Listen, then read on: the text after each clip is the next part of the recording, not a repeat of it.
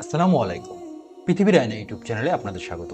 আমরা হযরত উসমান বিন আফফান রাদিয়াল্লাহু তাআলা আনহু এর জীবনে ঘটে যাওয়া কিছু সত্য ঘটনা বর্ণনা করছিলাম। আজকে এর ২৩তম পর্ব। আব্দুল্লাহ বিন ওমর রাদিয়াল্লাহু তাআলা আনহু চিন্তিত আকাশ মাথায় নিয়ে অবরুদ্ধ উসমান রাদিয়াল্লাহু তাআলা আনহু এর ঘরে প্রবেশ করলেন। তখন উসমান রাদিয়াল্লাহু তাআলা আনহু বিরক্ত হয়ে বললেন, মুগিরা যা বলেছে তার ব্যাপারে তোমার মত কি? ইবনে ওমর রাদিয়াল্লাহু তাআলা আনহু বললেন, সে কি বলেছে? তিনি বললেন, এই সকল বিদ্রোহীরা তারা চাচ্ছে খিলাফত থেকে আমি পদত্যাগ করি এবং তাদের মাঝ থেকে সরে দাঁড়াই। ইবনে ওমর রাদিয়াল্লাহু তাআলা আনহু বললেন, আপনি কি মনে করেন তা করলে আপনি দুনিয়াতে স্থায়ী হয়ে যাবেন?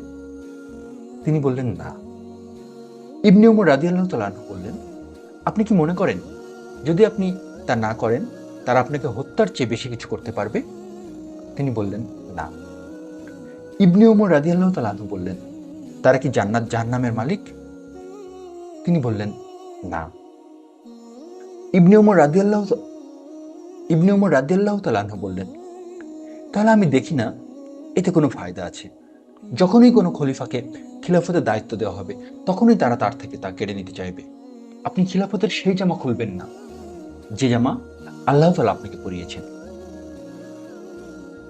অর্থাৎ এই ঘটনায় আমরা দেখতে পাচ্ছি যে আব্দুল্লাহ বিন ওমর রাদিয়াল্লাহু তাআলা আনহু তিনি উসমান রাদিয়াল্লাহু তাআলা আনহুর নিকট যখন পৌঁছালেন, অর্থাৎ তার ঘরে যখন প্রবেশ করলেন, তখন উসমান রাদিয়াল্লাহু তাআলা আনহু তার সাথে পরামর্শ করছিলেন যে মুগিরা যা বলেছে তার ব্যাপারে তার কি মত। আসলে মুগিরা যেটা বলেছে সেটি হলো যে উসমান রাদিয়াল্লাহু তাআলা আনহুকে খিলাফত থেকে সরে যাওয়ার কথা বলেছেন। তখন আব্দুল্লাহ বিন ওমর রাদিয়াল্লাহু তাআলা আনহু উসমান রাদিয়াল্লাহু তাআলা আনহুকে এই সকল কথা বললেন যে তারা তো আপনাকে হত্যার চেয়ে বেশি কিছু করতে পারবে না, এবং আপনি যদি খিলাফত থেকে সরে যান তাহলে আপনি দুনিয়াতে চিরস্থায়ী হবেন না। এছাড়া তারা তো জান্নাত জাহান্নামের মালিক নয়। এবং এমনটা যদি করা হয় যে আপনি যদি খিলাফত থেকে সরে দাঁড়ান তাহলে যে হবে, যখনই কোনো খলিফা আসবে তখনই তারা চাইবে তাকে সেখান থেকে সরিয়ে দেওয়ার জন্য। এই পরামর্শ উসমান বিন আফফান রাদিয়াল্লাহু তাআলা আনহু গ্রহণ করলেন এবং তিনি কিন্তু খিলাফত ছাড়েননি। এবং এখানে আব্দুল্লাহ বিন ওমর রাদিয়াল্লাহু তাআলা আনহু আরেকটি কথা বলেছিলেন, যে সেটি হলো যে আল্লাহ তাআলা আপনাকে খিলাফতের যে জামা পরিয়েছেন তা আপনি খুলবেন না। এবং তিনি কিন্তু উসমান রাদিয়াল্লাহু তাআলা আনহু কিন্তু এই কথা রেখেছেন এবং তিনি কিন্তু তার খিলাফত থেকে সরে যাননি। চুরি যেমন হাতকে ঘেরাও দিয়ে রাখে, তেমনি বিদ্রোহীরা উসমান রাদিয়াল্লাহু তাআলা আনহুকে অবরুদ্ধ করে রেখেছে। এমনকি তারা সেখানে খাবার পানি পর্যন্ত যেতে দিচ্ছে না। তখন আবু কাতাদা ও তার সাথে অন্য এক লোক উসমান রাদিয়াল্লাহু তাআলা আনহু এর কাছে গিয়ে হজ করার অনুমতি চাইলেন। উসমান রাদিয়াল্লাহু তাআলা আনহু তাদেরকে অনুমতি দিলেন। যখন তারা বের হয়ে আসলেন তখন তারা দেখলেন হাসান রাদিয়াল্লাহু তাআলা আনহু উসমান রাদিয়াল্লাহু তাআলা আনহু এর সামনে এসে দাঁড়ালেন। তারপর তিনি বীরের মতো বলতে লাগলেন, আমিরুল মুমিনিন, আমি আপনার সামনে আছি, আপনি আমাকে আদেশ করুন। উসমান রাদিয়াল্লাহু তাআলা আনহু বললেন, ভাতিজা, তুমি আত্মীয়তার সম্পর্ক রক্ষা করেছ। বিদ্রোহীরা আমাকে ছাড়া অন্য কাউকে চাচ্ছে না। আল্লাহর শপথ, আমি মুমিনদেরকে যুদ্ধের দিকে উত্তেজিত করতে চাই না, বরং আমি নিজেকে বিলিয়ে মুমিনদেরকে রক্ষা করতে চাই। আবু বকর রাদিয়াল্লাহু তাআলা আনহু বললেন, আমিরুল মুমিনিন, যদি আপনার কিছু হয় তাহলে আপনি আমাদেরকে কি আদেশ দিয়ে যাচ্ছেন? তিনি বললেন, তোমরা দেখো মুহাম্মদ সাল্লাল্লাহু আলাইহি ওয়াসাল্লামের উম্মতরা কোন বিষয়ের উপর ঐক্যবদ্ধ হয়, কেননা তারা সবাই একত্রে পথভ্রষ্ট হবে না। তোমরা যেখানে থাকো দলের সাথে থাকো। বাসসার বিন মুসা বললেন, আমি এই ঘটনা হাম্মাম বিন জায়েদের কাছে বর্ণনা করলাম। তখন তিনি তা শুনে কান্না করলেন। তার চোখ থেকে অশ্রু টপ টপ করে ঝরতে লাগলো। এরপর তিনি বললেন, আল্লাহ তাআলা উসমান রাদিয়াল্লাহু তাআলা আনহু এর উপর রহম করুন। তিনি 40 দিন অবরুদ্ধ ছিলেন, কিন্তু তবুও এমন কোনো কথা তার থেকে প্রকাশিত হয়নি যা বিদ্রোহীদের জন্য দলিল হবে। অর্থাৎ এই ঘটনার মাঝে আমরা দেখতে পেলাম যে উসমান বিন আফফান রাদিয়াল্লাহু তাআলা আনহু তার জীবনের শেষ 40 দিন কিন্তু অবরুদ্ধ অবস্থায় ছিল বিদ্রোহীদের দ্বারা, অবরোধকারীদের দ্বারা। তো সেই সময় কিন্তু উসমান রাদিয়াল্লাহু তাআলা আনহু চাইলে সেই অবরোধকারীদের বিরুদ্ধে যুদ্ধ ঘোষণা করতে পারতেন কিংবা তাদের বিরুদ্ধে কঠোর ব্যবস্থা নিতে পারতেন, কিন্তু তিনি এমনটা চাননি। তিনি চেয়েছেন যে যেহেতু বিদ্রোহীদের লক্ষ্য শুধুই তিনি, তাহলে আমি একা নিজের জন্য কেন অন্যকে যুদ্ধের ব্যাপারে উৎসাহিত করব। অর্থাৎ বিদ্রোহীরা চাচ্ছে শুধু উসমান রাদিয়াল্লাহু তাআলা আনহুকে, অর্থাৎ উসমান রাদিয়াল্লাহু তাআলা আনহু খিলাফত ছেড়ে দিক কিংবা উসমান রাদিয়াল্লাহু তাআলা আনহুকে হত্যা করা হোক, যাই হোক সেটা উসমান রাদিয়াল্লাহু তাআলা আনহুর বিরুদ্ধে বিদ্রোহীদের রাগ কিংবা জিদ। কিন্তু আর কারোর বিরুদ্ধে তো তাদের কোনো রাগ কিংবা জিদ নেই। এই জন্য উসমান রাদিয়াল্লাহু তাআলা আনহু যেটি করেছেন যে অন্য কাউকে তাদের বিরুদ্ধে যুদ্ধ করার জন্য উৎসাহিত করেননি। যখন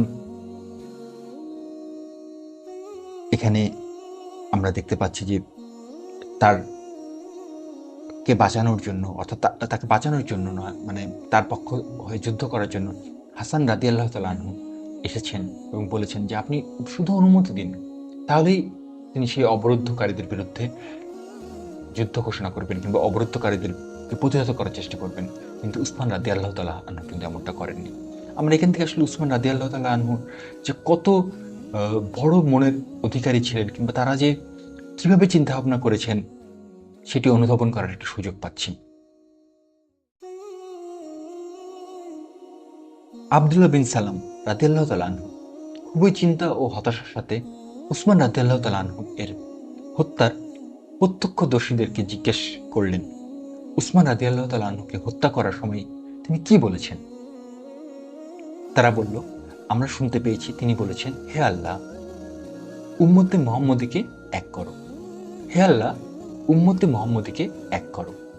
এ কথা তিনি 3 বার বলেছেন। তখন আব্দুল্লাহ বিন সালাম রাদিয়াল্লাহু তাআলা আনহু বললেন, যার হাতে আমার প্রাণ, তার শপথ, তিনি যদি ওই অবস্থায় আল্লাহর কাছে দোয়া করতেন যে আল্লাহ যেন উম্মতে মুহাম্মদীকে এক না করে, তবে কিয়ামত পর্যন্ত আল্লাহ উম্মতে মুহাম্মদীকে এক করতেন না। অর্থাৎ মৃত্যুর আগে তার যে শেষ বাক্য ছিল উসমান রাদিয়াল্লাহু তাআলা আনহুর, তা হলো যে হে আল্লাহ, আপনি উম্মতে মুহাম্মদীকে এক করুন। একথা তিনি 3 বার বলেছেন। অর্থাৎ মৃত্যুর সময়ও তিনি উম্মতে মুহাম্মদীকে নিয়ে চিন্তা করেছেন। মানে আসলে এই সাহাবী যারা ছিলেন, তারা তাদের আত্মত্যাগ, তাদের ত্যাগ স্বীকার, তাদের দুঃখ কষ্ট মেনে নেওয়া এবং নবীজির সাথে সার্বক্ষণিক থাকা এবং তাদের যে কার্যকলাপ, সেই জন্যই কিন্তু আমরা আসলে এই সময়ে এসে, এই যুগে এসে এত সহজে ইসলামটা পালন করতে পারছি। আমরা চাইলেই এখন যেখানে ইচ্ছা সেখানে গিয়ে ইসলামের কথা বলার সুযোগ পাচ্ছি কিংবা মসজিদে গিয়ে নামাজ আদায় করার সুযোগ পাচ্ছি। পৃথিবীতে এমন কোনো জায়গা হয়তো এখন আর বাকি নেই যেখানে আমরা চাইলে নামাজ পড়তে পারবো না কিংবা ইসলামের কথা বলতে পারবো না। কিন্তু এই সুযোগটা কিন্তু একদিনে আসেনি, শুধু শুধু আসেনি। এটি কিন্তু এসেছে আমার নবী করিম সাল্লাল্লাহু আলাইহি সাল্লাম এর যে সাহাবীগুলো ছিল, তাদের অক্লান্ত পরিশ্রম, তাদের আত্মত্যাগের বিনিময়ে। এটুকু কিন্তু আমরা বলতে পারি। একদল লোক আলী রাদিয়াল্লাহু তাআলা আনহুর চতুর্দিকে বসে তার থেকে নবী সাল্লাল্লাহু আলাইহি ওয়াসাল্লাম ও ইসলাম গ্রহণে অগ্রগামীদের জীবনী শুনছিল। তিনিও তাদেরকে খুব আগ্রহের সাথে অগ্রগামী সাহাবীদের ত্যাগ তিতিক্ষা শোনাচ্ছিলেন। এমন সময় এক লোক বলল, আপনি আমাদেরকে উসমান সম্পর্কে বলুন।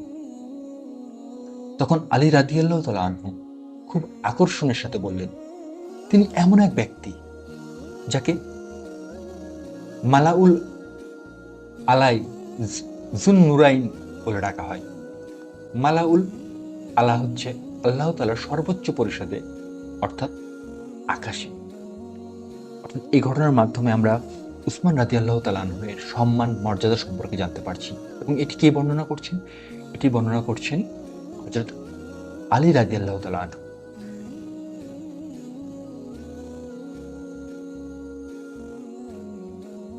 মুগিরা বিন শুবা রাদিয়াল্লাহু তাআলা আনহু উসমান রাদিয়াল্লাহু তাআলা আনহু-এর কাছে আসলেন। তিনি তখন অবরুদ্ধ অবস্থায় ছিলেন। মুগিরা রাদিয়াল্লাহু তাআলা আনহু তাকে বললেন, আপনি সকলের নেতা, আপনাকে নিয়ে যা হচ্ছে তা আপনি দেখছেন। আমি আপনাকে 3টি পথ বলছি, আপনি যে কোনো একটি বেছে নিন।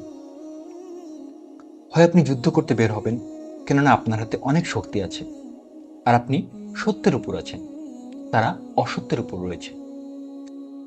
অথবা আমরা আপনার জন্য ঘরের পেছন দিয়ে একটি দরজা করে দেই, আপনি সেই দরজা দিয়ে মক্কায় চলে যাবেন, কেননা তারা সেখানে আপনাকে হত্যা করাকে বৈধ মনে করবে না।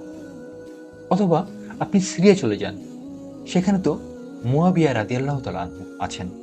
তখন উসমান রাদিয়াল্লাহু তাআলা আনহু খুব ব্যক্তিত্বের সাথে বললেন, জেনে রাখো, আমি যদি যুদ্ধ করি তাহলে নবী সাল্লাল্লাহু আলাইহি ওয়াসাল্লাম যাদেরকে রেখে গেছেন তাদের মধ্যে আমিই প্রথম ব্যক্তি হব যে তার উম্মতের মাঝে রক্তপাত ঘটিয়েছে। আর আমি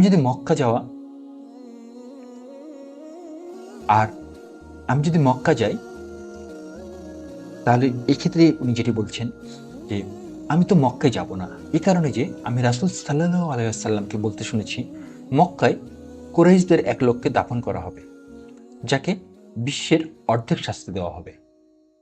আর আমার সিরিয়া তো এ কারণে যেতে পারবো না যে আমি চাই না আমার হিজরতে ঘর ও রাসূল সাল্লাল্লাহু আলাইহি সাল্লামের কাছ থেকে দূরে থাকি। অর্থাৎ তিনি তার জীবনের চেয়েও তার দায়িত্বকে বেশি গুরুত্ব দিয়েছেন, অথবা তিনি চেয়েছেন যে উম্মতে মুহাম্মদের ভিতর এমন কিছু না করতে যাতে এর ফলে কোনো এক সময় তার ব্যাপারে প্রশ্নবিদ্ধ হয়। যেরকম এখানে উনি উল্লেখ করিয়েছেন যে আমি যদি তাদের বিরুদ্ধে যুদ্ধ ঘোষণা করি, আর আমি যদি তাদের বিরুদ্ধে যুদ্ধ করি, তাহলে তো আমি সেই প্রথম ব্যক্তি হব যিনি রক্তপাত ঘটিয়েছেন। অর্থাৎ তিনি সর্বদা শান্তির দিকে ছিলেন, তিনি শান্তি চেয়েছেন। এই জন্য তার কাছে যথেষ্ট শক্তি থাকার পরেও, সুযোগ থাকার পরেও নিজের জীবন বাঁচানোর জন্য উনি এমন কিছু করেননি। উনি তার অবস্থায় দৃঢ় ছিলেন। আজকের মতো ঘটনা এই পর্যন্তই। এরকম আরো ঘটনা জানার জন্য কাইন্ডলি আমাদের সাথেই থাকুন। ধন্যবাদ।